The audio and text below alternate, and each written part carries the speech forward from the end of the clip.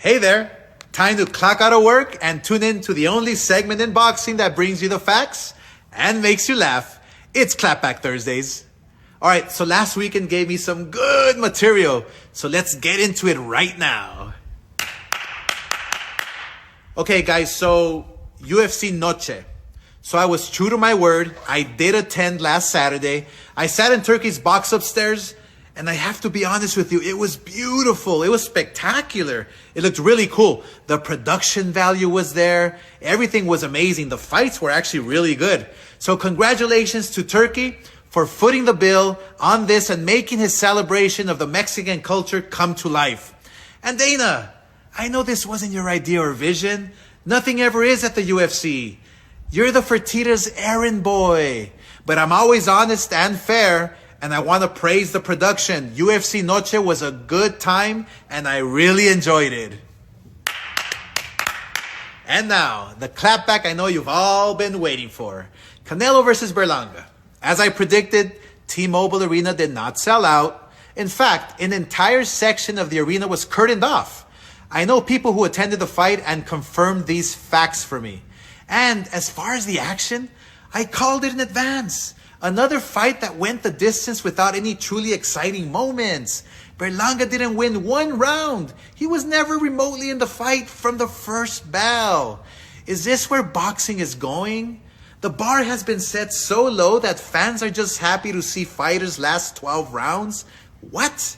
Fighters are getting praised for simply going the distance with a 35-year-old Canelo who hasn't knocked anybody out since 2021. Don't you all want to see knockouts? I'm from a different time in this sport when fighters went to war in the ring. We wanted to destroy our opponents. I still took the Pacquiao fight knowing my body was broken and old and I couldn't beat him. But I was a warrior. I wanted to be a legend. It's a different mentality, a champion's mentality. Canelo wants to get paid. He avoids Benavides and Bivol, who schooled him just like Mayweather. He wants to cruise easily into retirement. Where are the fighters who have balls? Don't we want to see the best fight the best? Why are we as boxing fans accepting this low-level competition and entertainment? That's all for this weekend, kids. And remember, you're never a hater when you simply give the facts. Hey guys, it was good Triple J boxing, and we have Oscar De La Hoya's Clapback Thursday. Was not as good as some other ones, but I'll get into it. Still entertaining though. So he talked about the UFC event, how he said it was a very good production. He did give it praise, and he praised Turki Al-Sheikh. And he said it was all Turkey's idea, and Dana White is just the Fertitta brothers' errand boy and has nothing to do with the innovation or the production value, which I kind of disagree. I disagree with that. I mean, Dana White obviously has put in a lot of work into the UFC, but like I said, I don't know behind the scenes. I don't know who's making the decisions, and I don't know if Oscar knows what's going on either, but so we talked about that, and then he went into the bigger topic that we knew he was going to talk about, the Canelo versus Berlanga fight, and he shit on that. He said, why do we want to see Canelo go another 12 rounds with somebody? And it actually did happen. He went another 12 rounds again. He said Canelo hasn't got a knockout since 2020 or 2021. What was it? Caleb Plant. And then he said Berlanga couldn't even win a round, and it wasn't even exciting. And yeah, it wasn't a good fight, which I do disagree with that, because I thought the fight was exciting. I thought Berlanga was in the fight. He made it. He was there. He made it competitive enough that it was exciting, where he had his moments. Obviously, he wasn't winning the rounds, but he was making it at least competitive in the sense that he was throwing punches, he was landing good jabs, and he had moments in the fight. And he was there. He was there. He wasn't just lying down in the ring. So I know Oscar, his whole Clapback Thursday, he has to. The whole Clapback Thursday is based on hating, being a hater, and ripping into people. And so I can understand why, I don't know if he truly believes some of it. Like, not believes it, but I mean, I think he's being more dramatic than maybe he should be. So, you know what I mean, guys? Because, like, if you ask me, I think the Berlanga fight was more exciting than the Munguia fight from what I remember. But he didn't say that, right? You know what I mean? Because Munguia, I think he has connections with Munguia, right? Wasn't he promoting that fight or something?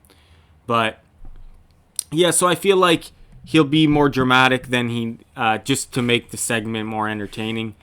Because to say that Dana White and had no what do you call it?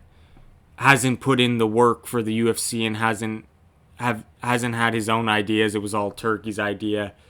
I don't know how he would know that. And like I said, Canelo and the Berlanga was still a good fight. It was exciting, but I know what Oscar and everyone would be getting at is we didn't want that fight to begin with, which I do agree. We want Benavidez. And he says he's running from the Bivol rematch as well. They both schooled. Bivol and Mayweather both schooled him. And he says, what happened to the fighters with heart that wanted to fight, that wanted to really hurt the guy on the other side of the ring, that were true champions? Now, I do agree the throwback fighters, obviously, a lot of them had that, and that's why we liked the throwback fighters, because they were a lot more true warriors back in the day. But I mean, like, Canelo's still, he's one of the closer fighters to the throwback fighters, in my opinion. Obviously, one of my big things with Canelo is that he ducked Triple G until Triple G was like 37. And that, for those of you who don't know, that was his first fight with Triple G. Triple G was 37 going into the first fight, and we all know what happened in the first fight, who won that. Because I remember Canelo beat Cotto, and then he was supposed to fight Golovkin next, and then instead of fighting Golovkin, he vacated the title that he won from Cotto, so he didn't have to fight Golovkin. So that's definitely staying on the record. But I mean, other than that, Canelo I think he's a very throwback fighter, true warrior. I mean, like I said, he's fought in a lot of good fighters in their prime. It's just, yeah, the Golovkin fight definitely was a spot on the record for sure. And then, so yeah, I thought the episode was like, it was all right. Clapback Thursday. It wasn't a banger like some others.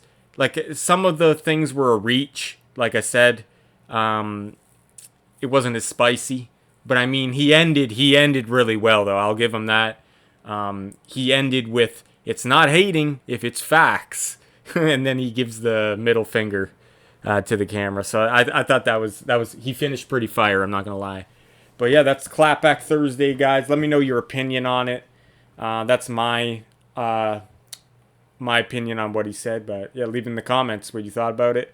Do you like his Clapback Thursdays? I enjoy them. And yeah, he don't give a shit no more, and it's good to see. But sometimes, like I said, he is doing it for the segment. Sometimes I feel like he's reaching, and he's being more dramatic than, because he has to hate on Canelo and to make it entertaining, right? Because like I said, I thought the Canelo fight was good. It was still entertaining. Berlanga put in a good performance too. He tried to win, and yeah. This is Triple J Boxing. Thanks for watching, guys. Take care.